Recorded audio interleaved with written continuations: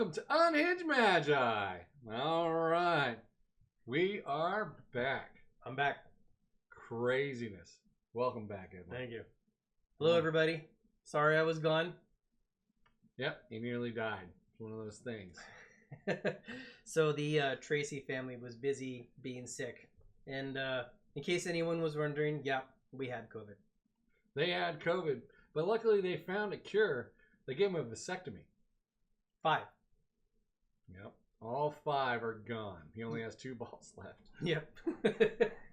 So I started with 7 apparently, but it was just too much macho, too much man, and they had to just keep snipping. And now I'm all the way back down to where I should have been probably at the beginning. They only so. snipped one at a time. I don't know what that has to do with COVID, but treatments these days, you know, treatments get weird around that area.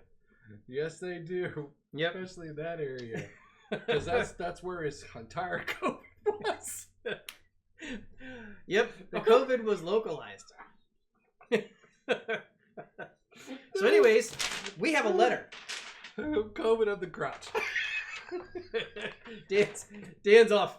I'm gonna just bring him back in here. We have a letter asking us about reserve list topics. That's and right. we thought it would be fun to actually respond to this and just over video format and just talk it through. Yes, it says. Let's see. We'll start at the beginning. At the beginning. All right. Let's see. First the earth cooled, and then the dinosaurs came. I know you love talking about the reserve list, but have you ever thought about WotC just banning all the reserve list cards from all official formats? I only recently thought of this, and I heard about living legend status in Fab. Issues with the reserve list are mostly between collectors and players. This brings up many questions up in my mind. Does banning all reserve list cards break the spirit of the reserve list? Yeah, I think it does. Yep, absolutely. The reserve list was actually about maintaining value. Yeah, it literally says, like, in order to maintain secondary market values, we're not going to reprint cards. So the action they promised to do was not to reprint. But the point, the entire goal, was to maintain secondary market values. So that'd be kind of like if I ever promised, like, I am not going to kill you because I want you to live. Yes. So I will not shoot you to kill you. Good. And then I come in later and I stab you. And they're like, oh, but you killed him. And like, well, I never said I wasn't going to stab him. I said I was not going to shoot him. And then, but then they would say, but your letter says the entire goal was for him not to die. And then I'd have to be like, okay, well, I guess you got me there. Yeah, they'll have to resurrect me now with an animate dead. Yeah, that doesn't mean the lawsuit would win. I'm just saying, like, I do think a lawsuit could be made. And I do think an argument could be made there that protecting secondary market value was, you know, one of the primary goals there. Would the prices tank? I think so. Well, not tank. I don't think they would drop. Tank. I think the higher end cards like the Black Lotus, Power Nines, Liber of Alexandria, Bizarre Bacchus, iconic, highly played cards, probably would just remain constant. Anything in the low range where you wouldn't play them very often, those would probably go down. Dual lands of revised would probably strengthen a lot too. I almost agree with that. I don't think they would tank. I don't think the higher end cards would be unaffected like you're saying. I do think they would pull back at least a little, because I do think that there's a whole psychology thing that comes in when you talk about like investments in markets, and even the people that own these cards that are not currently playing them, they at least have a plan like, hey, someday I'm going to get together with my friends and play it. And when you take that away from people, that would give them less reason to want to hold them, more reason to sell them, which would pull back on the prices a bit. So I think it would be priced in. Even the higher end cards, I think, would dip a little at least, but not necessarily a ton. All right. Would prices increase because they are now banned, which would even further decrease the slim chance of reprints? I don't know. What do you think? I don't think it would increase the price. That doesn't make any sense to me. Yeah, I don't see any reason why the price would increase there. Although, like, yeah, well, there's another point later on. We can get to it later on the letter, but like, I don't see any reason why like people would be like, "Oh, this is so great that they're banned now." Yeah, that's. Would this help the issues between players and collectors? I think actually, yeah. Yes. From a certain point of view, yes. Because now they're all banned. They don't have to buy them to go into the tournaments with. Right. This definitely levels the playing field if this ever happened. It would make it much easier for the people that are on the player side of the spectrum. Notice I said spectrum. It's not just either or. But on the player side of the spectrum, it would be easier for them to compete with people that have these crazy collections. Correct. And that would bridge the gap a little bit. Yeah, because then they can play in it. They wouldn't necessarily need to seek out those cards to actually. They wouldn't just be priced out. Right. But like at what cost, though? I mean, this would basically like undermine an awful lot of confidence in the game. Well, probably trigger a lawsuit. Yes, it probably would trigger a lawsuit. Maybe. Depends on how much it goes back, really. Yeah, if it goes back at all. That's true. If it didn't fall, there would be no reason to sue. But if it fell a lot, there's a big reason to sue. Exactly. So it would depend on that. Yeah. Let's see. Since the new ban reserveless cards would be for collectors, because players can't use them anymore for official formats, is the reserve list hurting Hasbro stockholders because WotC can't reprint the cards players want? So they are selling less boxes of new cards without the most desirable cards. That's a hard no. Yeah. And this is clearly someone who's getting used to this game. But let me just definitively state that some of those reserveless cards are so good and so powerful that they absolutely, utterly destroy formats. Yes. Or they have the ability to do so. And destroying the playability of your format is not a good game. Correct. So if you could play like Power 9 and like all these amazing cards in every format, there would be like, I mean, it would just ruin so much of what's good about Magic. It would like probably take 90% of the cards ever printed and make them totally pointless. Yeah, it would make let's say Power 9 were always used in standard. What are they going to print? Yeah, I mean, why would you even buy more? You'd be like, oh, is this better than the typical 60 cards I've already got? No? Okay, well, I'm done. I'm not going to buy any more. Exactly. So, that idea is missing the concept that you need to have constantly new content. You have to have rotating content. Power creep is a real thing. I mean, that's effectively what power creep is all about. Exactly. Power creep is all about some cards being so good that everything else is garbage. Yep. And that's exactly what many of the reserveless cards cause to happen. Some of them don't.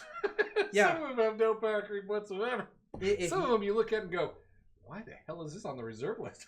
Yeah, so power creep game-breaking cards not being in formats is good for the investors of Hasbro stock because that keeps people constantly going back to the well to get new cards for the new formats. Correct. Which is what they want to sell cards, and that's what makes them money. Yep, you got to sell boxes.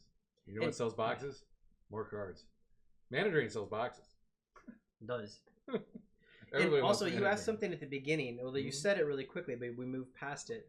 He was asking about banning reserveless cards in all formats. People say that, and they don't really realize, you guys, it's basically already happened.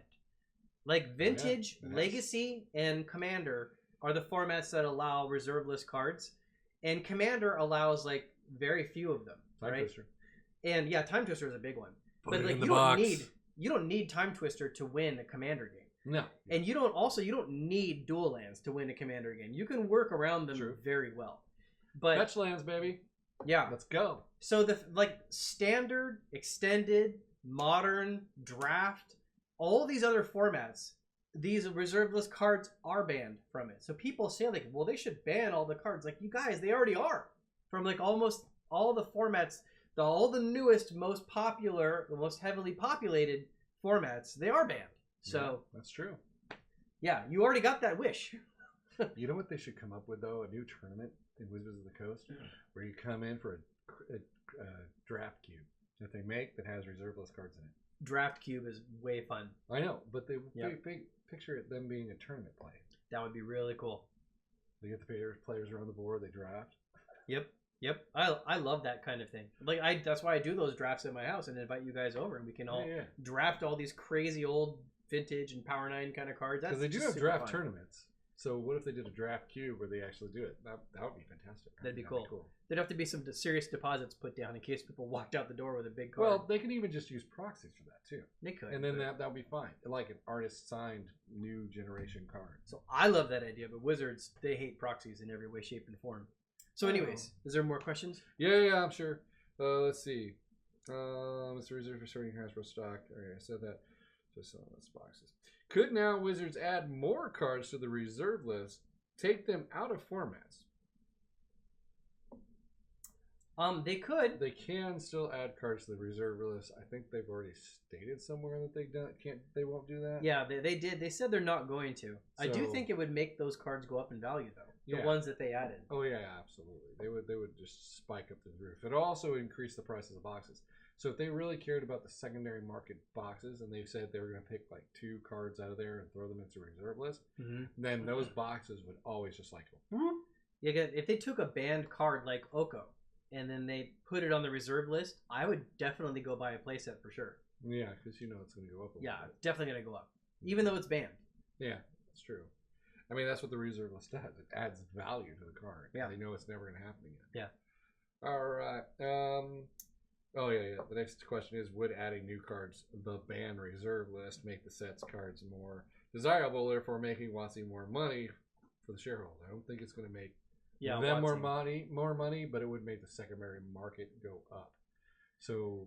And this is another place where, like, players, like, they don't have a concept on what the reality is. Let me make this as clear as I can. If you guys are stuck in the thought process that these reserveless cards are what makes WotC money or not, you guys have no idea. You've never actually sat down and done the math of how many of each of these reserveless cards are and how much that even reprinting them, because like, you know, a $25,000 Black Lotus would not be 25 grand if it was reprinted. It would be at most like $50 or $100 or something like that, because if they reprinted it in enough quantity for people to get it, it's not going to have this enormous value anymore. It's going to be lower. And right now, Wizards is not in the business of trying to take those really old cards and put them in and then cause like a several $billion-dollar lawsuit. Well, they're selling cards hand over fist. If Wizards can just make a cool format and get you excited and get you guys to buy another 2 or 3 boxes, that's better profit margin right there. They don't need the reserve list to make their profit. Well, this last one is adding more cards to the banned reserve list, making the sets more desirable, making WotC more money for shareholders. I don't think so. I don't think it will, but that's only because it's only going to make the secondary market the value go up, and they don't make money on the secondary market. Yeah, what makes WotC more money is them selling more boxes. Correct. And they don't have to mess with the reserve list in the slightest for that. Yeah. They just have to make the formats fun and exciting and get people motivated to run in and buy new cards. Correct. And that's what Kamigawa did when they made that uber duper Kingling Neon Dynasty red card. Yep. And everybody wanted it. And it's so rare, you know. But then they didn't put boosters in the new Streets of Box Topper. They went to Box Topper and new Campania, and well, that one's sitting at the floor because they didn't have a very extremely rare card that was dumped into it. Mm-hmm. You know, everyone thought the gilded things were going to be actually very rare. They're really not so rare, so the value kind of teetering there. Teetering. Yeah, because it's not rising like Kamigawa did. So there we go. Letter responded to. And welcome back, Mr. Edwin. Thank God you only have 2 balls now. Thank God. 7 How was. Did you get COVID down? 7 was way too much. Crazy. Yeah, who knows? Okay, so you know what? This is how it happened.